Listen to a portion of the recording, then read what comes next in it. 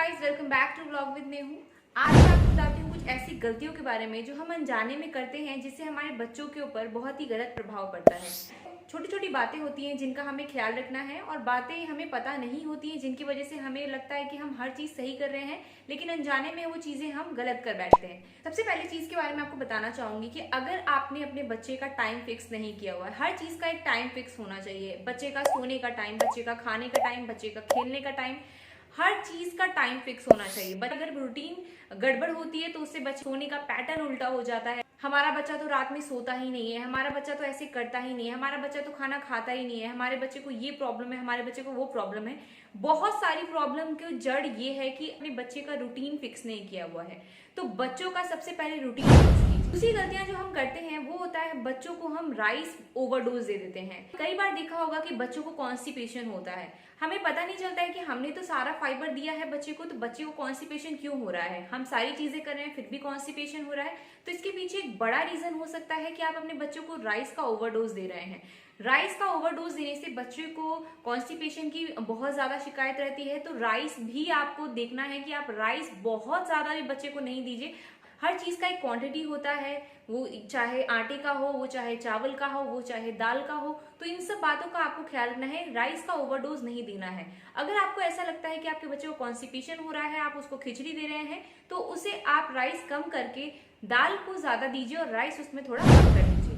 बच्चे को मोबाइल ज्यादा देना, बच्चे को आप ज्यादा मोबाइल दे देते हैं कि आपको अपना काम करना है, आप बिजी हैं, बच्चा एक्टिविटी नहीं कर रहा है। बस मोबाइल में पोएम देखने से बच्चा कोई भी एक्टिविटी नहीं करेगा, इससे उसका ब्रेन का डेवलपमेंट नहीं होगा। बच्चे जो मोबाइल को ज्यादा देखते हैं, इसमें ना उनकी ग्रोथ अच्छी होती है, ना उनका दिमाग का विकास अच्छा होता है। अगर आप सोचते हैं कि बच्चे को हम एबीसीडी लगा के दे रहे हैं और बच्चा हमारा देख देख कर एबीसीडी सीख जाएगा, तो हमारे बच्चे को एबीसीडी आ जाएगा, हमारे बच्चे की तो पढ़ाई हो रही है, नहीं, ये गलत है। आप बच्चे को स्क्रीन टाइम से दूर रखिए। कुछ टाइम ऐसा होता है जहां पे आप इग्नोर नहीं कर सकते। जैसे आप कहीं बाहर हैं, आपको ऐसा है कि बच्चा आपका बहुत रो रहा है, तो आप उसको मोबाइल दे रहे हैं, ठीक है, वो सिचुएशन हो सकती है कि ठीक है उसमें आप दे रहे हैं बच्चे को, ठीक है। लेकिन अगर आप घर में हैं, आप कुछ नहीं करें, लेकिन फिर भी बच्चा जिद कर रहा है कि मुझे मोबाइल चाहिए और आपने बच्चे को मोबाइल दे दिया, तो ये चीज मत करिए। इससे बच्चे का दिमागी विकास नहीं होता है। इन चीजों का भी आपको ख्याल रखना है कि बच्चे को एक्टिविटी कराए। जितना बच्चा एक्टिविटी करेगा उतना एक्टिव रहेगा।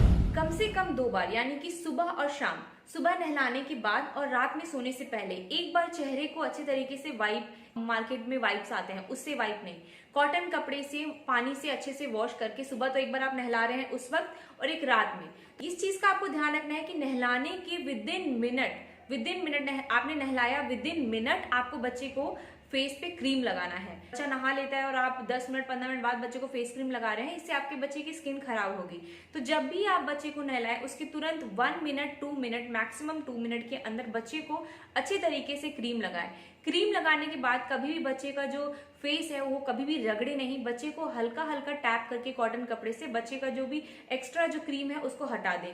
और ये सेम चीज आपको रात को बच्चे को सुलाने से पहले भी फॉलो करना है। 1 से 2.5 साल तक, 3 साल तक बच्चे जब हमारे बात नहीं करते हैं तो हम सोचते हैं बच्चा तो हमारा बात कर नहीं रहा है, तो हम उससे क्या ही बात करें।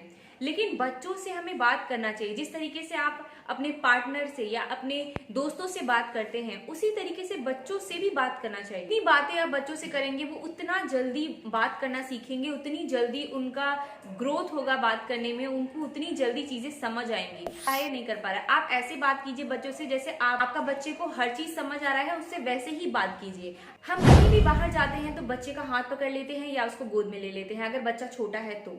मैं ये नहीं कह रही कि मार्केट प्लेस पे या कहीं ट्रैफिक में बच्चे को आप छोड़ दीजिए, लेकिन ऐसी जगह पे जैसे कि गार्डन, सोसाइटी का गार्डन या सोसाइटी का रोड या ऐसे एरिया पे जैसे आप देख पा रहे होंगे, बच्चे को चलने दे, उसका हाथ या उसको होल्ड करने की जरूरत नहीं। इससे बच्चा अपने आप को इंडिपेंडेंट महसूस करता है।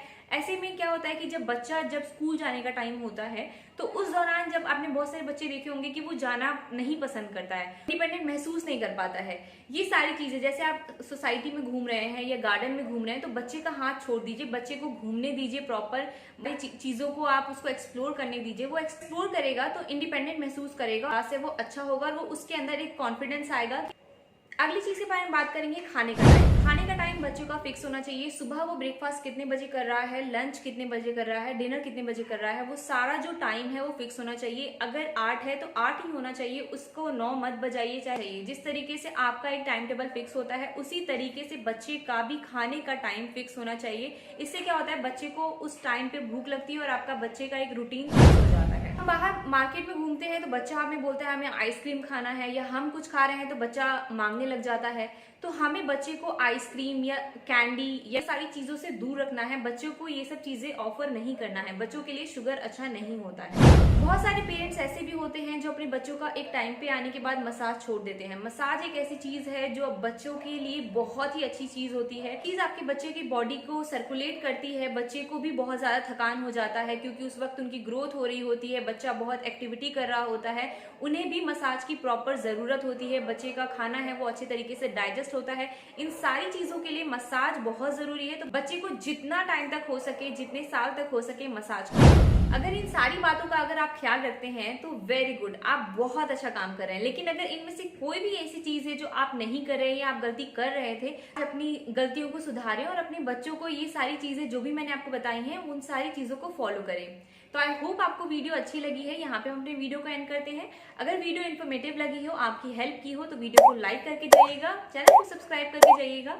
मिलते हैं अगले वीडियो में, तब तक के लिए बाय बाय, टेक केयर। अपना और अपने बच्चों का ख्याल रखिए।